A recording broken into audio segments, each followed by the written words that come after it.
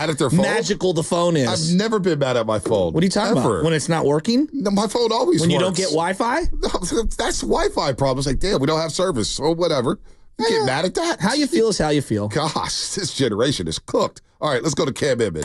Cam Inman, River Island's guest line. All guests on 95.7 The Game appear on the River Island's guest line. Isn't it time for you to discover the islands, River Islands and Lathrop? I'm surprised Cam Inman didn't want to go in a new direction after hearing from Edward saying that they need to go in a new direction with the head coach. But Cam, we're not going to start there. 49ers insider for the Bay Area News Group. New book out. I started to dive in yesterday. The franchise, a curated history of the 49ers. Cam, good morning to you, brother. How you doing?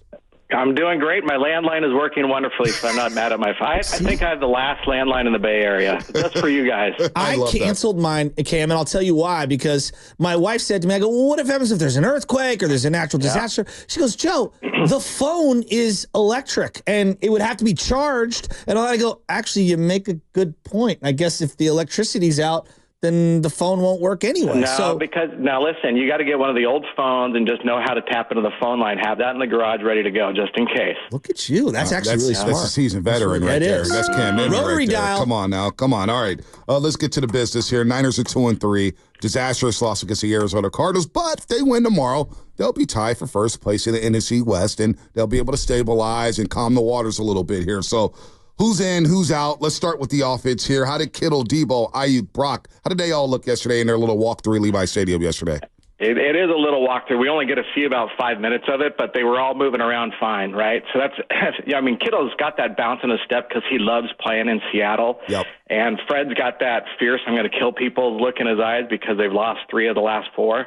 So they look good. The guys that don't look so good, Talanoa Hufanga, he's got torn ligaments in his wrist, so he's probably going to miss at least another month. The guy only played about not even a game and a half so far this year coming off his ACL. So that's bad news because they have safety issues. And then you obviously have to get a new kicker in place for Jake Moody, who was in a boot yesterday at practice. And so they brought in Matthew Wright, who escaped Tampa right before the Hurricanes coming. So he packed up and won the audition Monday to kick for the Niners Sunday in Seattle, or tomorrow night in Seattle. So, I mean, Moody and Hufanga were their biggest injury issues, but then Charvarius Ward snuck up on the injury list the other day, and it said knee, and so everybody's like, oh, that's not good. It's a knee bruise, and so that's better than like a sprain or any ligament issues, right? And just talking to Mooney yesterday at his locker, this is the matchup he loves more than any all season when he gets to go against DK Metcalf. And it for Mooney and kind of the Niners, it's a great redemption opportunity to kind of overcome their early season slump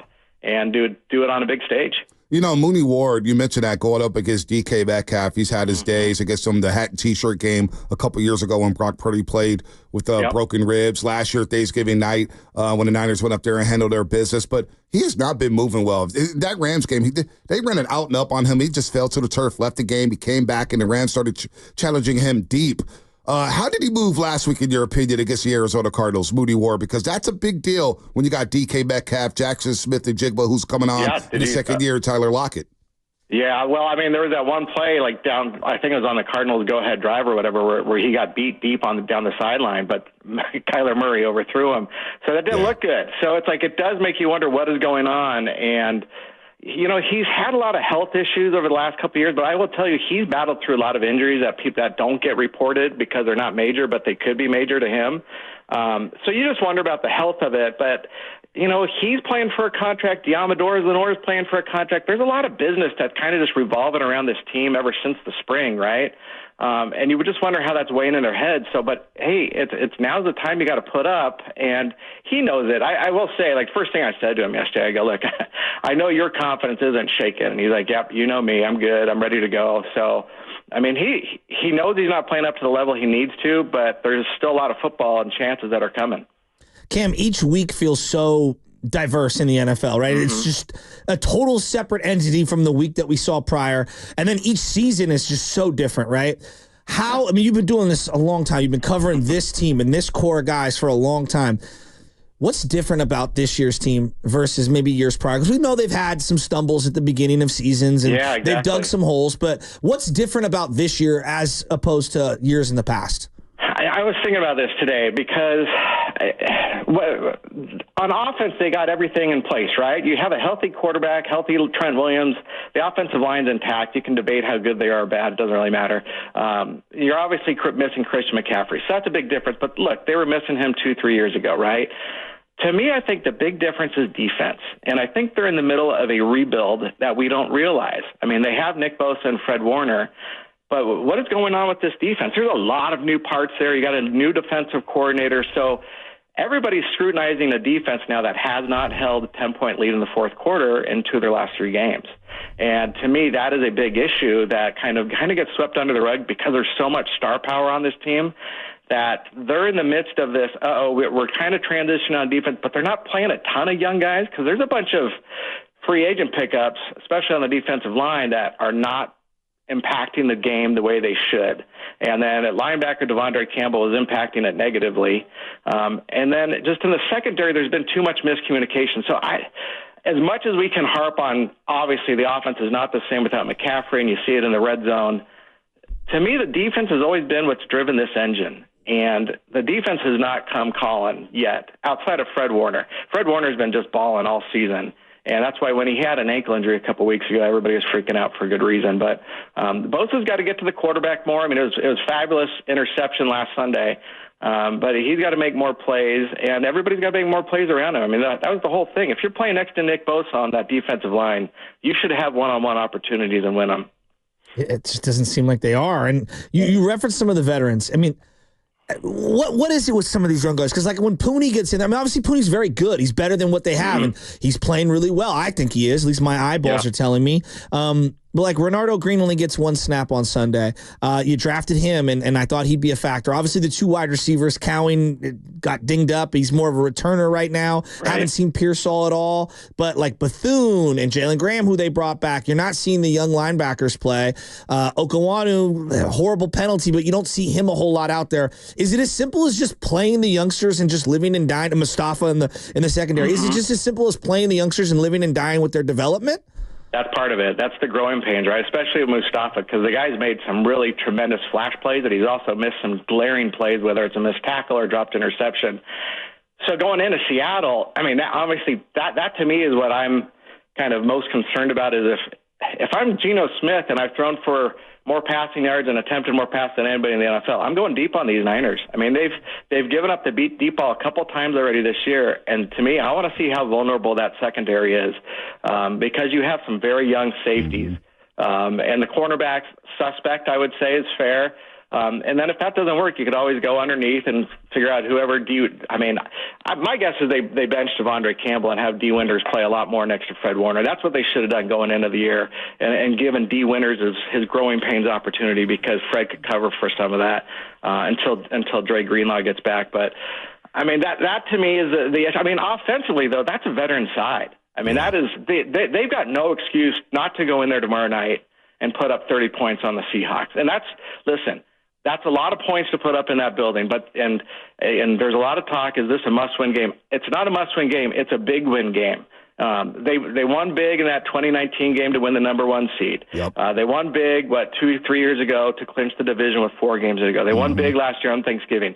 It's a big-win game because you don't want to go 0-3 in the division, even though they did in 2021, but that was their fast track not to winning the division. So. That's a good point, Cam Inman here on the River Islands Guest Line, 49ers insider for the Bay Area News Group. We're kicking this around because there's a lot of talk about, obviously, the safety position and the defensive coordinator, Nick Sorensen. There was so much made about Steve Wilkes, and the defense looks even more predictable. And to your point, they are giving up the explosive deep down the field. But I want to know, what is Braden Staley's role right now? Because that's an intriguing name to me moving forward here if the defense can't rectify itself. What does Brandon Staley do? What's his role? Because a lot of fans have been asking us about Brandon Staley. It was a vague role when he first came aboard in the spring, right? They didn't want to pigeonhole him in anything, and it almost made it seem like he was going to be a consultant for anybody on staff as like an assistant head coach. But then the practices came about, and we saw him working a lot with the secondary, the defensive backs. And that's kind of where Nick Sorensen and Steve Wilkes worked last year, right? But now Sorensen's a defensive coordinator, so now you need somebody in the back end helping Daniel Bullock, who's a really good safeties coach. But the defensive backs are not performing. They don't have 1 interception through 5 games. They need to make plays on the ball. They're not doing it. Does that fall on Staley? Not necessarily, because a lot of those guys talk about how Staley has taught them some new techniques and some new mindsets to have. So maybe that's just part of the rebuild transition that's going through. But by just invoking his name, everybody knows this guy's a former NFL head coach, and it kind of seemed he was brought along as insurance or to help out Nick Sorensen in his first year as coordinator. So when the Saleh news dropped yesterday, everybody's like, well, hey, let's just switch him out, get him back as a defensive coordinator. It doesn't work like that. Saleh doesn't need to come back to the NFL this year. He's got a lot of millions of reasons not to. And so that's why, but it doesn't mean Nick Sorensen's safe, and it doesn't mean Brandon Staley's the next man up. It's just something to watch and see how they develop, because, Saleh and then DeMeco Ryans, they each took their lumps in their first few games as DC, and then things started clicking. What it really is the players got to play better, and you got to hold those leads. Yeah, I'm with you. Yeah, players got to hold themselves accountable. Why is there a lack of accountability for some of these guys? Like it does feel like there's. I'm not going to go over the top. Say it's a full culture of throwing coaches under the bus, but it just. I don't hear enough like what Brock says. Like I got to be better. Brock said that the other day, and and I know that can get cliche as well. But I'm just saying that it feels like there's a culture of we criticize schemes so much, and it just kind of does bug me. There's a little accountability. Yeah, well, what do you want? Like, do you want accountability from like coaches getting fired, like the Jets just did? That's just not Kyle Shanahan's style. And No, I meant from the players. I meant from the players. Well. Yeah, there's some of it. But it's like, which players are you going to get after? Like, some of these guys are new in their roles, and they know they should be performing better, especially if there's so many missed tackles on defense. Oh, my gosh. On offense, it just seems like every week it's kind of rotated. Okay, last week, Brandon Ayuk showed up, right? Jawan Jennings had a big game. Debo had a pretty good one in week 2. But you got to get all those guys on the same page. Mason's done remarkably well. And then at the worst moment of his career, he fumbles on 1st and goal at the 8-yard line. And to me, that's going to be an issue tomorrow, too. And by the way, so you want to talk about accountability. It's like Jordan Mason's a guy that doesn't really enjoy talking to the media. Sure. And it's not a Marshawn Lynch thing where he hates the media or he despises it. He's not comfortable with it. Like, I've talked with him at his locker. It's nice. But, after that game, you got to stay at your locker. You do have to have accountability to discuss the fumble. When reporters get in there yesterday, I want to see him at his locker ready to talk about it.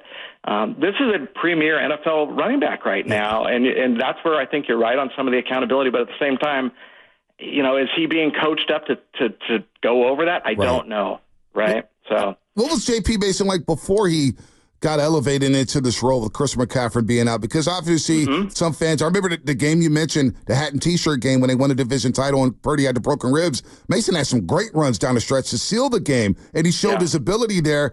Was he always like this, kind of a quiet guy, kind of away from the media, not at his locker? Yeah, he's a quiet guy. He was the closer, remember? They would bring him in because he's got this physical style, and that he hadn't lost a fumble up until the last one he had on Sunday. But he was not a guy that goes looking for the limelight. He's not one of these guys that are shooting basketballs in the locker room. He's pretty quiet at his locker, and that's fine. There's nothing against that, and he's not rude. He's not a very talkative guy. Brandon Ayuk's not the most talkative guy either. Neither is Debo. And so I don't hold that against some people because everybody has different personalities. But I think there's a certain time when you do need to talk. And when this is your number one running back, this is let's portray him in the light of this is a budding star and see how he's doing on a weekly basis. It feels like ever since that Monday night game where he got asked right after the game on the field about, when did you know you were going to start? I don't know. It just feels like he kind of got talked to behind the scenes. That's my interpretation. And I get.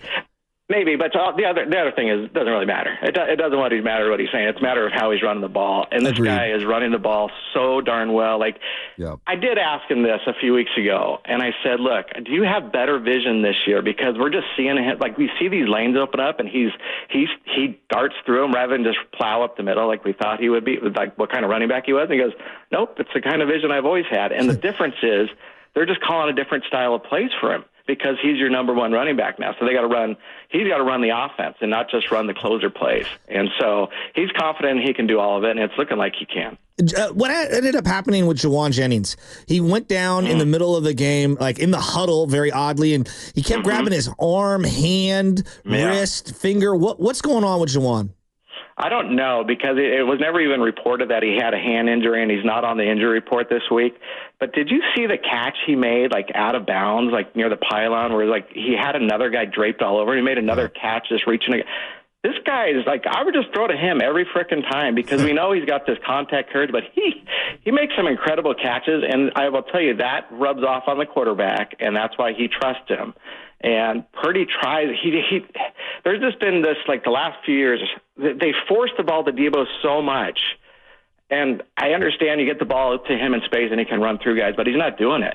And it's like, then get the ball to Jawan Jennings. And I want to see more Jawan Jennings. Before we let you go, Cam, I got to ask this one, because you've been a beat writer for a long, long time. You've done some great interviews. You've earned respect. You have credibility here. Last week, I guess there was a big fuss about the NFLPA and reporters being in the locker room or whatnot, not being in the locker room. Players want space. What did you make of all that? I made it out like the NFL Players Union wants to use the media as pawns when it comes down to the 18-game schedule debate. That's going to be upcoming. So the NFLPA says that we don't want the media in the locker room. The NFL says they need to be in there. It's in all your contracts. You have to talk to them. The 49ers are handling it as if it's status quo. They're allowing us in the locker rooms. Players have always had the option to go outside the locker room to conduct an interview. I mean, it doesn't really look good if you think you're a prima donna and say, nah, we're taking this outside, right? Right. And these teams are allowed to designate 2 players per week where they only have to talk once a week. So that's your quarterback and maybe, I don't know, Bosa or Warner, right? And then we can talk to each of these guys every day. So if they want to play this game, you can have the media saying, all right, I'd like to talk to Deebo Samuel today, pull him out of the locker room. And you could do that to 50 guys. And you can do that multiple days. So you got to find a common balance. And I just feel like the NFL Players Union is trying to, it doesn't seem fair. And mind you, nobody's going to like feel sorry for the media. But the problem is we are the conduit between the players and the fans. We want to find the stories. We want to explain the why and the how of things happened. And we saw during Zoom in 2020 of how bad the interviews are. Everybody gets the same canned response.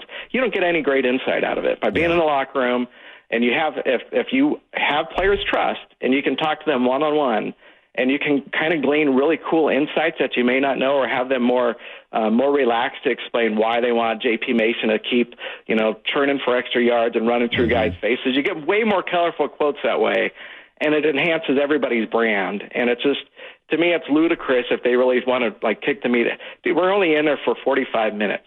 Okay, baseball clubhouses, you're in there for an hour before the game, and you're in there an hour after the game, and you're going, everybody stands around very awkwardly waiting for guys. In football locker room, game's over, you're banging locker to locker, getting guys as fast as you can. Next thing you know, the locker room's gone. Everybody's out there in 15 minutes. That's a good point. We are not lingering around there and waiting for guys. If you see a guy, you go get your story. And I think the 49ers recognize that and understand it. And the 49ers PR staff has worked well with the media on that. Curtis Robinson is their players rep, and he told our PFWA president, Matt Mayoko, things are status quo. But at the same time, we do respect the fact that this is their, it's a private space, right? We shouldn't be running our video cameras around, showing what's in guys' lockers. You got to watch while guys are getting dressed. That's all very respectful and professional, and that's how we need to be. And part of journalism is you have people are coming in that are content creators that don't know the journalism guidelines or how to be professional in a media setting. And so I think it's a good reminder to everybody to say, hey, tighten up that iPhone. Don't be zooming out, so I don't want to see you guys getting dressed in the background. Yeah, that's a good point there. Very good insight there, Cam. And thanks for always coming on with us. Safe travels up to Seattle. Again, get his book right now, The Franchise, A Curated History of the 49ers Insider. For the Bay Area News Group, longtime writer for the Bay Area News Group, Cam Inman here on the Rib Islands Guest Line. Thanks for the time, Cam. Good stuff, Cam. All right, thanks, Bonte. Thanks, Shasky. You guys have a good time. You too, buddy. You too, Cam Inman, man. That was a great landline sounded great. Great. Yeah, that landline did sound great. Crystal great. Clear. Crystal clear. Cam Inman there breaking down what's going on. And I do believe that